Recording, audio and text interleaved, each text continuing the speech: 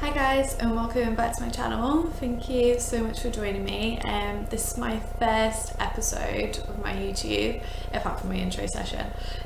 So yeah, thank you for joining me, and I want to start my Truth About series. So this is basically a series of blog posts that I have written that I am going to make into video format, so it's just a little bit more easily digestible for you. So the first one is the truth about sugar. So I'm going to start off, I'm just getting my actual blog post. So I'm just going to start off just by saying exactly what sugar is, because I think a lot of us know that we should be kind of restricting it a little bit in our diet, but we don't actually know kind of the sources of our hidden sugars and what it actually is made up from. So it's been given a pretty bad rep by media and wellness bloggers and some healthcare professionals out there as well. So in its simplest form is glucose and fructose. Glucose is used by the body, including the brain, to give us energy throughout our metabolic processes in our cells, which is a very good thing because it keeps us alive. So the brain uses a large amount of glucose, which is the only form of energy it can actually utilize as well. As you most probably know, carbohydrates can be broken down to sugar and used for energy or stored as fat as well. So there's two types of carbohydrates, and they are complex and simple carbohydrates. So simple carbohydrates can be taken up and used quickly for energy, so short bursts of energy. And these come from anything which can also have free sugars in them. So free sugar is anything that's added to food that isn't found kind of naturally in that food. So for example, fruit, a lot of people are kind of thinking that they might be concerned with the sugar content in fruit, when actually it's full of vitamins, minerals and fibre as well, which slows down the uptake of the sugar. So if you are worried at all about the sugar in fruit, then it's not anything to be concerned about, because fruit is a very good source of energy and nutrition for us as well. So yeah, free sugar is anything that's added to our food. So sugar can also come under many different names, such as dextrose, fructose and rice syrup, and also maltose. And the list kind of goes on. It's pretty extensive, to be honest, in terms of the types of names out there to describe sugar. It can be a little bit tricky navigating in supermarkets to have a little look at the added sugar in foods, because a lot of time you can be caught out just with all the fancy names out there as well. It's just not simple, really.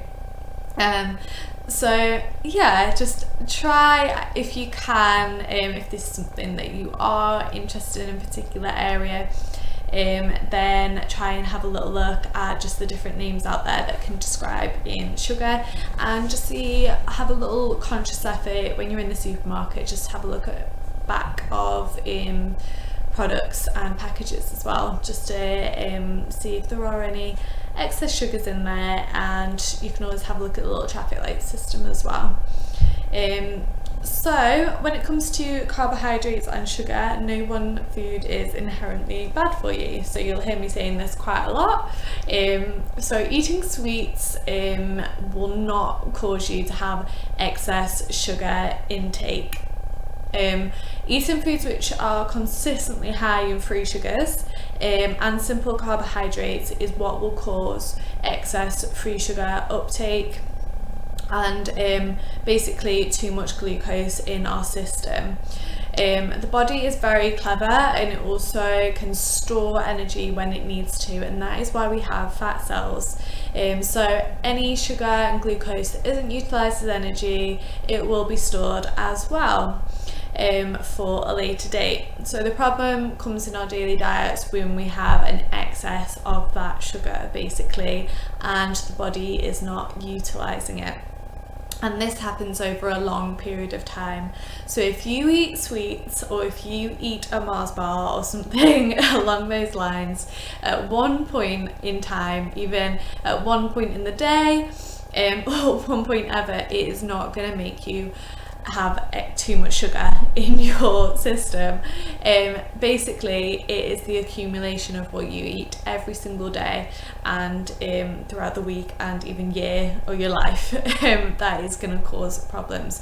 So yeah, it's all about balance, and it's about not restricting foods either, because that basically makes us want them more, and sugar is pretty tasty. So yeah, it's not to be feared. Sugar is tasty and enjoyable alongside other foods as well. We can have up to, I think it's about like 24 grams per day of free sugars as well. So it's just about having a look at kind of what is in your diet, having a little look at what's in your drinks, and just making sure that every day you're just having that moderate amount, that it just isn't going to cause that accumulation and that build up basically. Yeah, so when it comes to carbohydrates, general advice is to choose complex carbohydrates at each meal, so like whole grains, various starchy veggies, and they're also high in fibre, so they can keep our blood sugar levels pretty consistent, so we're not having dips of energy throughout the day as well. So try and keep free sugars to a minimum, have a little look at supermarket produce to see if there's any sneaky sugar in there as well, or any sugar related names that have made it to the list. And try not to restrict yourself. A cookie won't cause you to have too much free sugar or to store any excess fatty acids in your system as well. A continuous intake of simple carbohydrates and free sugars will do this. And finally, the brain loves glucose, so if you want to keep your energy up, fuel exercise and increase your concentration, carbs are pretty much going to be your friend, but you want to make them complex and you want to keep them to no more than 50% of your plate as well. Saying this, some people do okay on low carb diets and prefer them, so it's all about the individual really, and yeah, their needs. So I do have a blog post on this, feel free to read it if you like, and message me if you have any other questions about this as well. So yeah, my next topics, I think I've got a truth about gluten, truth about fat, and I'm going to try and dissect all these nutrition topics for you and hopefully make them a little bit simpler as well. So thank you for listening.